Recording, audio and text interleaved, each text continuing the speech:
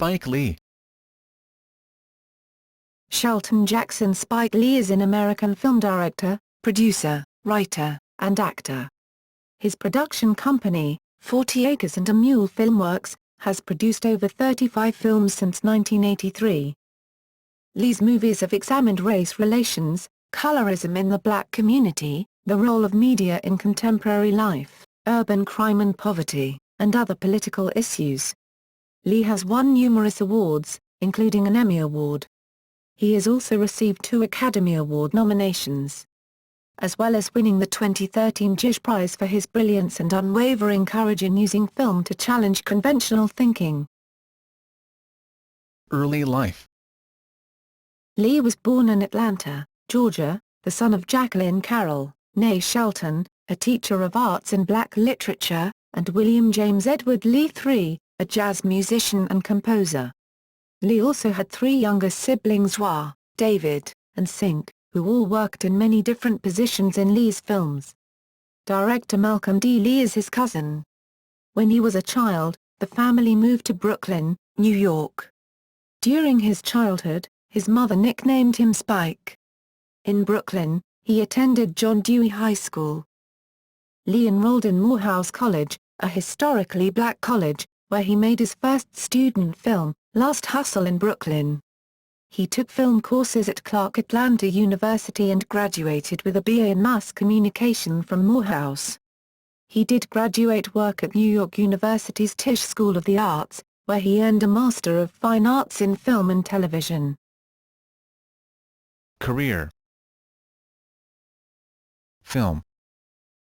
Lee's thesis film, Joe's Bed-Stuy Barbershop, We Cut Heads, was the first student film to be showcased in Lincoln Center's New Directors New Films Festival. In 1985, Lee began work on his first feature film, She's Gotta Have It. With a budget of $175,000, he shot the film in 2 weeks. When the film was released in 1986, it grossed over $7 million at the U.S. box office. Lee's 1989 film Do the Right Thing was nominated for an Academy Award for Best Original Screenplay in 1989. Many people, including Hollywood's Kim Basinger, believed that Do the Right Thing also deserved a Best Picture nomination. Driving Miss Daisy won Best Picture that year. Lee said in an April 7, 2006 interview with New York Magazine that the other film's success, which he thought was based on safe stereotypes, hurt him more than if his film had not been nominated for an award. After the 1990 release of Mo Better Blues, Lee was accused of anti-Semitism by the Anti-Defamation League and several film critics. They criticized the characters of the club owners Josh and Mo Flatbush, described as Shylocks. Lee denied the charge, explaining that he wrote those characters in order to depict how black artists struggled against exploitation. Lee said that Lou Wasserman, Sidney Sheinberg or Tom Pollock, the Jewish heads of MCA and Universal Studios, were unlikely to allow anti-Semitic content in a film they produced. He said he could not make an anti-Semitic film because Jews run Hollywood, and that's a fact. His 1997 documentary 4 Little Girls, about the children killed in the 16th Street Baptist Church bombing in Birmingham, Alabama in 1963, was nominated for the Best Feature Documentary Academy Award. On May 2, 2007, the 50th San Francisco International Film Festival honored Spike Lee with the San Francisco Film Society's Directing Award. He received the 2008 Action Prize. In 2013, he won the Dorothy and Lillian Gish Prize, one of the richest prizes in the American arts worth $300,000. Commercials. In mid-1990, Levi's began producing a series of TV commercials directed by Lee for their 501 button fly jeans. Marketing executives from Nike offered Lee a job directing commercials for the company. They wanted to pair Lee's character, the Michael Jordan loving Mars Blackman, and Jordan in a marketing campaign for the Air Jordan line. Later, Lee was called on to comment on the controversy surrounding the inner-city rash of violence involving youths trying to steal Air Jordans from other kids. He said that, rather than blaming manufacturers of apparel that gain popularity, deal with the conditions that make a kid put so much importance on a pair of sneakers. a jacket and gold. Through the marketing wing of 40 Acres and a Mule, Lee has directed commercials for Converse, Jaguar, Taco Bell and Ben & Jerry's. Personal life. Lee and his wife, attorney Tonya Lewis, had their first child, daughter Satchel, in December 1994. They also have a son, Jackson, born in 1997. Spike Lee is a fan of the American baseball team the New York Yankees, basketball team the New York Knicks, and the English football team Arsenal. One of the documentaries in ESPN's 30 for 30 series, Winning Time, Reggie Miller vs. the New York Knicks, focuses partly on Lee's interaction with Miller at Knicks games in Madison Square Garden.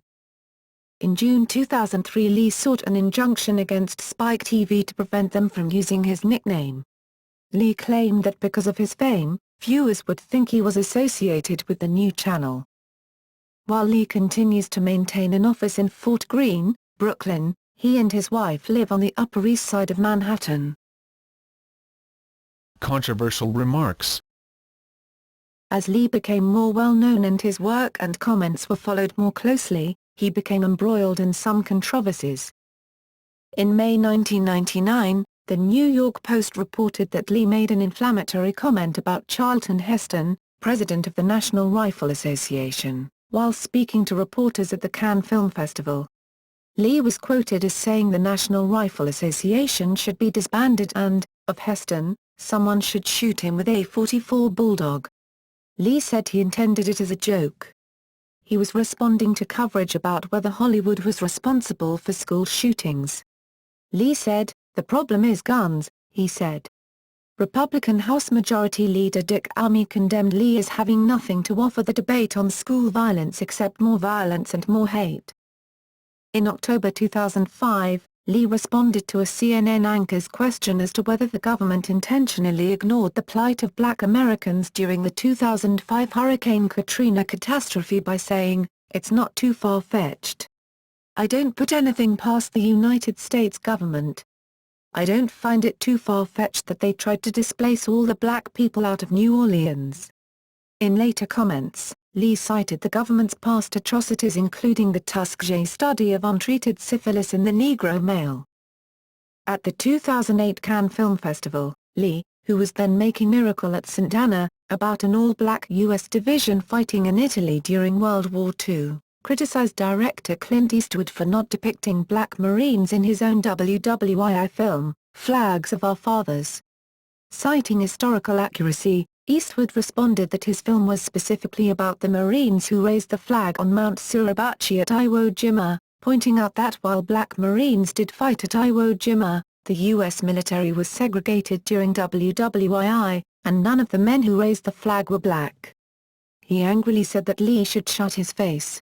Lee responded that Eastwood was acting like an angry old man, and argued that despite making two Iwo Jima films back-to-back, Letters from Iwo Jima and Flags of Our Fathers, there was not one black soldier in both of those films. He added that he and Eastwood were not on a plantation.